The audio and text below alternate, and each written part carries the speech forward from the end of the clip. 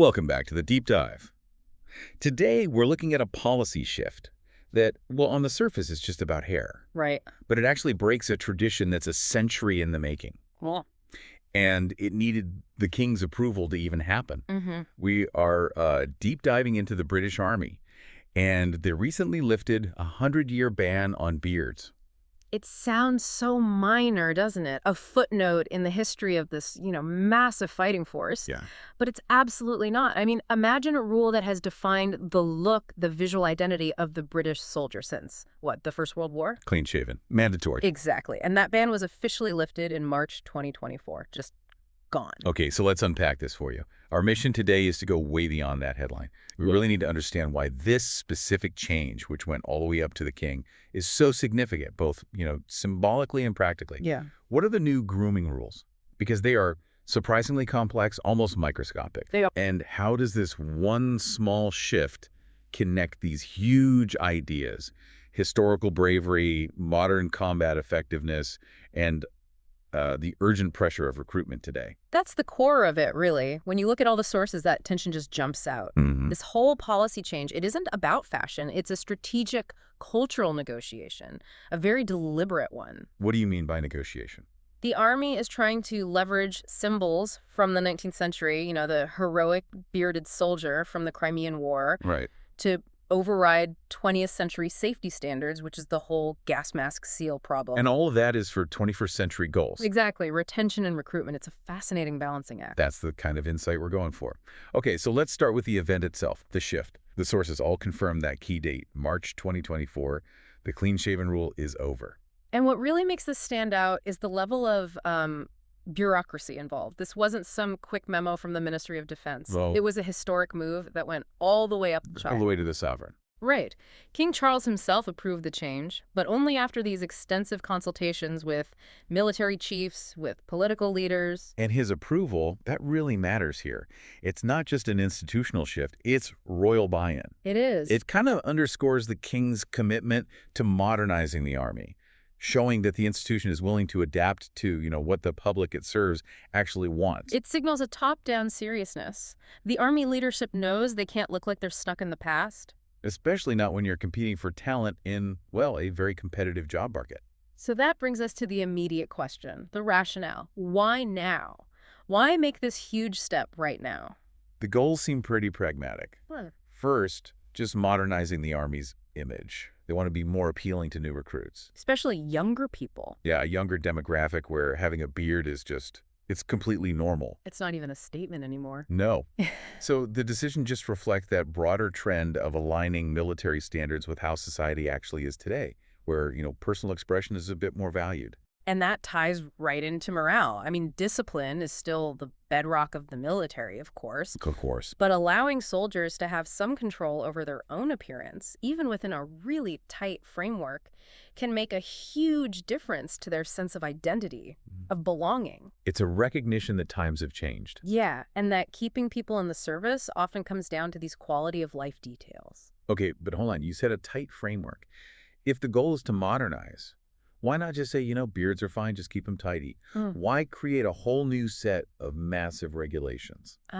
Because lifting the ban carried this huge risk of appearing less disciplined. Right. And that's where it gets really interesting. When the Army first started talking about this, they got a lot of internal pushback. From who? Senior officers. Senior NCOs, mostly.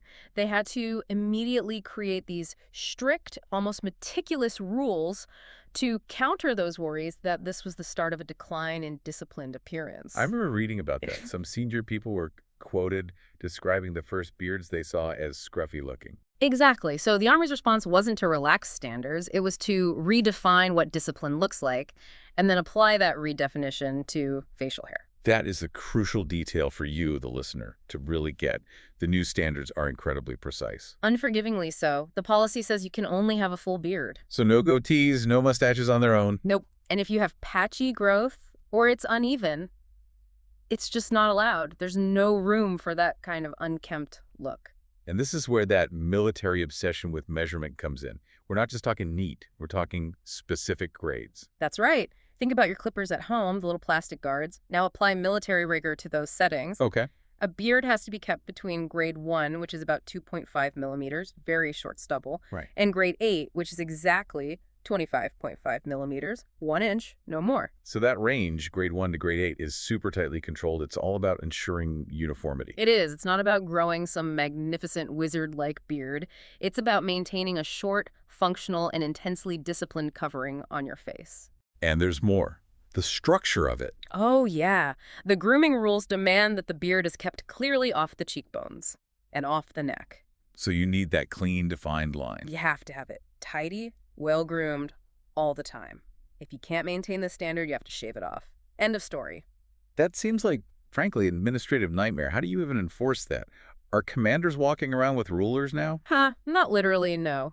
But the pressure is real. The Army just falls back on its existing systems, routine checks, regular inspections. So it's about visual enforcement. Exactly. The responsibility is on the leadership to be able to visually identify if a beard is within that grade 1 to grade 8 window. The whole question shifts from, is he shaved, to, is his beard within spec? Let's pivot now to the history. Because for 100 years, this ban existed for a really, really important reason. It did. A life or death reason. What was a core operational justification for being clean-shaven? It was all about survival, specifically ensuring the effective fit of gas masks and other personal protective equipment, PPE. Chemical warfare protection. Yes. If you're in a combat zone with that kind of threat, a proper seal between the mask and your skin is everything. And facial hair just historically got in the way of that, full stop. Function over form. Makes total sense. But this is the deep dive, so we have to get into the cultural contradiction here. You mentioned before that beards also had this huge, positive historical meaning for the British Army. They absolutely did. You have to go back to the mid-19th century, the Crimean War. Okay. In those campaigns, beards became this powerful symbol of bravery, of just sheer physical resilience. Why then? The conditions were brutal, the Russian winters, the impossibility of shaving frequently, so men grew beards as a mark of their endurance against the elements. And that image, the bearded soldier in the snow, that really stuck. I think the specific phrase from the historical documents is Crimean Heroes 1856. That's the one. That's the psychological anchor. So when King Charles gives his endorsement now, it's a very conscious nod to that history. It connects the modern soldier back to this really potent symbol of endurance. Right. It's like the Army is saying, we honor that historical bravery by bringing this symbol back, but we're doing it on our modern terms. And that's the negotiation you mentioned earlier. Exactly. Using a 19th century symbol to get past a 20th century safety rule. To solve a 21st century recruiting problem. You got it. So how did the other UK armed forces handle this? To put the Army's shift in context. Well, it really highlights why the Army was the last holdout. The Royal Navy has a very long tradition of allowing beards. The classic sailor with a beard. Right, though they have their own strict rules, of course. But the RAF, the Royal Air Force, they generally stuck to stricter grooming standards, much more like the Army's old policy. So the Army making this move now is the last big piece to fall. It is. It shows that the cultural barrier was probably highest in the service that's most focused on, ground combat. The infantry. It seems like a huge win for morale, though, especially if the troops themselves wanted it. Oh, they did. The data backs that up. There was a survey that showed a significant majority of soldiers, both active and reservist, were in favor of the change. They see it as a way to strengthen their own identity. Their identity, their commitment, all while staying within those professional standards. Okay, let's circle back to the elephant in the room, the gas mask. The big one. If the whole point of the ban was the seal, how can the Army, in good conscience, tell a soldier facing a potential chemical attack that a beard is now okay? This is where that technical precision we talked about earlier becomes the Army's main defense. Grades. Grades. That lingering concern about a beard hindering the seal is, they argue, mitigated by the strict length requirement. So the argument isn't that gas masks are way better now, but that the beard itself has to be short enough not to matter. That's the bet they're making. The Army is banking on the idea that a short, tidy, grade 1 to grade 8 beard won't compromise the fit, or at least not beyond an acceptable safety margin. It's a calculated risk. It is. A compromise they're willing to make, but only if the standards are ruthlessly enforced. The moment a beard gets too long or scruffy, it becomes a safety risk. That's why the neatness part is completely non-negotiable. A change this big, especially with all that internal resistance you mentioned, it needs powerful champions to push it through. Who are the key figures? General Sir Patrick Sanders was a very vocal supporter. Okay. He was careful to frame the policy not as a relaxation of standards, but as a reflection of evolving military values. Emphasizing the modernization angle. Right. Adaptability. He believes it has a direct positive impact on morale and identity, and it positions the Army as a more forward-thinking place to work. But the real weight of enforcing this falls on the leaguers on the ground, It always does. the senior non-commissioned officers, the SNCOs. They're the ones in the barracks every day who have to make this work. Yeah. How do they react? Generally, they're supportive. They get the morale boost. They understand the need to attract better recruits. But their view is also very critical and pragmatic. They're the ones who have to actually balance this idea of personal expression with absolute military discipline. For them, the biggest challenge isn't that the ban is gone. It's the new complexity of enforcing the new rule. You're going from a simple yes or no, inspection shaved or not shaved, to something much more subjective. Exactly. Is this beard a grade 4 or a grade 7? Is it too long? That requires a whole new level of diligence from them. They have to develop a new skill, almost. They do. They have to train their eye to spot a grade 9 beard from across the room, or one that's creeping down onto the neck, because that's not just an appearance issue anymore. It's a signal, a breakdown in discipline that could affect safety. Right. It connects both professional appearance and operational readiness. It's a really great illustration of the whole tension here. The new policy shows the Army is adapting to modern society, yes. But it has to do it while holding on to that traditional discipline image. So they just swapped one rigid grooming standard for another, slightly more flexible, but equally complex one. And that's the perfect final synthesis. This really marks a new era.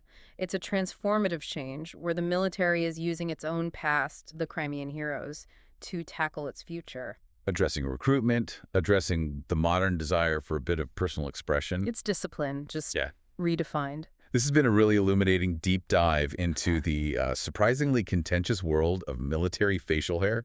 Let's recap the key takeaways for you, the listener. Okay. The century-old ban on beards was lifted in March 2024.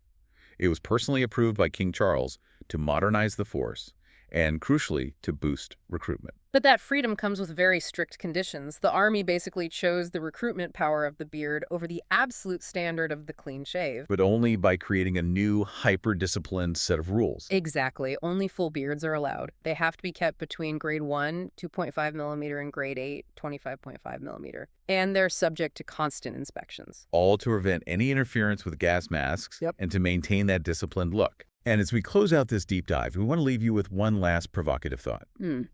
We learned how the Army is balancing the weight of its history, symbolized by those Crimean heroes, with the urgent needs of modern combat, the gas mask. So if facial hair, which was once seen as something that fundamentally compromised discipline and safety, is now being embraced as a key tool for recruitment and morale. That you have to ask. You have to ask. Right. What other old, long-held traditions might be next to change? Things like fitness standards, education requirements. Or even the command structure.